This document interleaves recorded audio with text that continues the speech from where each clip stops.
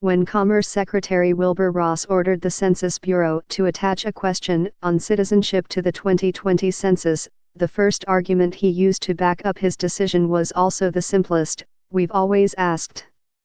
The question has been a long-standing historical practice, he wrote, asked in some form or another for nearly 200 years. But the lineage of the citizenship question is more complicated than that. And all along, it has been tied up with bitter partisan fights over the racial makeup of the country and the distribution of political power. President Trump threw in the towel Thursday on his legal fight to add a citizenship question to the census, but not on his quest to distinguish citizens from non-citizens in the nation's population figures, which he said would be done using various databases the government already has. "We'll leave no stone unturned," he said. Invoking the federal government's long history of inquiring about citizenship, Mr. Trump acknowledged on Thursday what critics have said from the beginning of the dispute, that one of his administration's aims was to allow the exclusion of non-citizens from the political representation equation.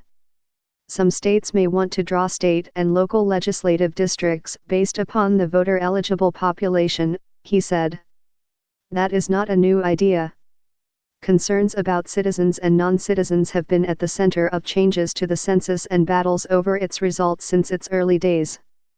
The first attempt at a question about citizenship, a count of the number of foreigners living in each household in 1820, was prompted by lingering suspicions from the War of 1812. The fact that we had just fought a war with Britain prompted it. "Do we have dangerous foreigners in the country?" said Margot J. Anderson, a historian at the University of Wisconsin-Milwaukee and author of The American Census, A Social History. And after 1830, it was clear that they weren't, and that nobody cared. So the question goes off the form.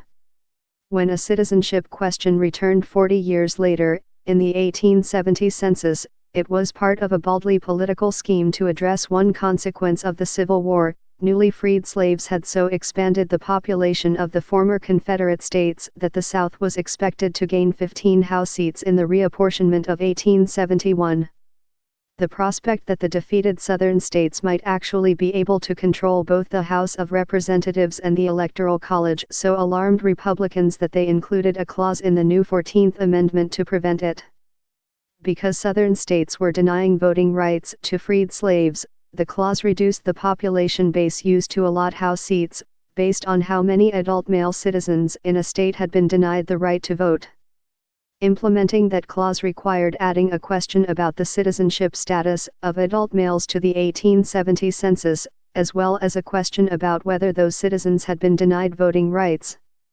But by the time the census took place, the 15th Amendment, which guaranteed voting rights to African Americans, made the provision moot, and as the census soon showed, a population surge in the American West offset the South's gains anyway. The next time citizenship was on the form, in a question about naturalization in the 1890 census, it came with the rise of a virulent campaign against immigrants. Curiously, one of the campaign's principal leaders was the superintendent of the 1870 and 1880 censuses, General Francis Amasa Walker. General Walker, who was also president of the Massachusetts Institute of Technology, became increasingly obsessed with what he saw as the pollution of the American genetic strain by inferior immigrants. Seeking to pin down the nation's lineage, he adjusted the 1880 census to inquire about not only the respondents' birthplaces, but their parents as well. Later, he backed an 1882 law that banned Chinese immigrant labor, and he called immigrants from Italy, Hungary, Austria, and Russia beaten men from beaten races, representing the worst failures in our struggle for existence, according to the book Impossible Subjects, Illegal Aliens and the Making of Modern America, by May M. Guy. When the 1890 census showed that immigrants had accounted for 40% of the nation's population growth in the previous decade, General Walker assailed the head count as inaccurate, kicking off a Democratic-led assault on the census that killed legislation to set up a permanent census office. The anti-immigrant furor had yet to subside by 1920, when census takers asked about respondents' birthplaces, immigration history and naturalization status, and also their parents' birthplaces and mother tongues. There was a subtext to that furor: the immigrants were settling in major cities, swelling their populations and increasing their political power. And the cities, then as now, were democratic bastions in a nation that was largely under Republican control. When the 1920 census results documented a huge population shift to the cities, Republicans faced the loss of their dominance after the new population figures were used to reapportion the House of Representatives.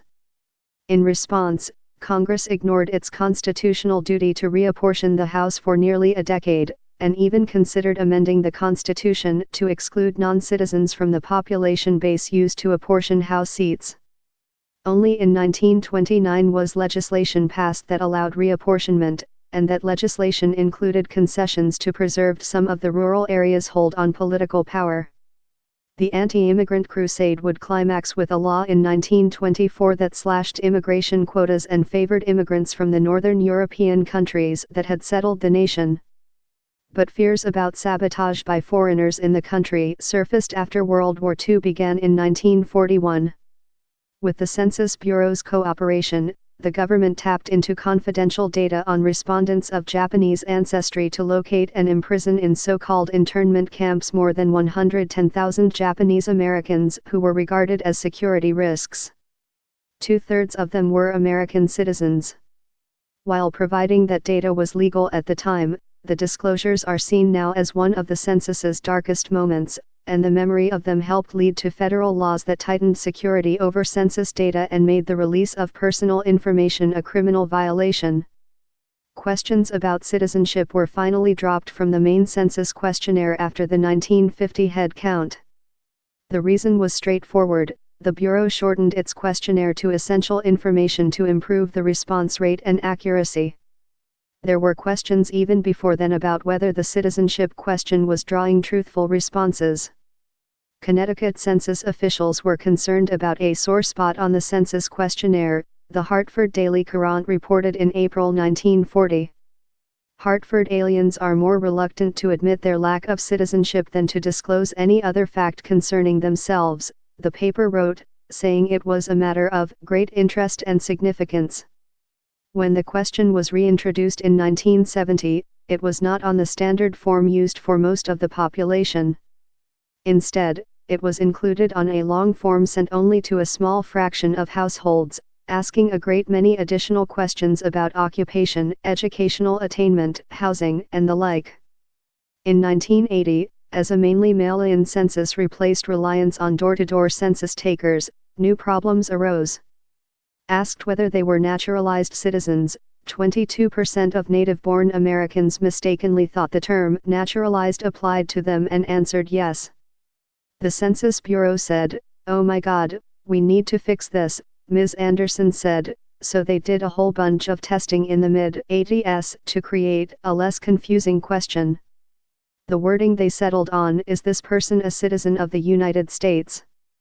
Went on the long form, and later onto the American Community Survey, a rolling survey that replaced the once a decade-long form after the 2000 census. The citizenship question is still in use on that survey today, and its wording was at the center of the legal battle that has been raging over the census.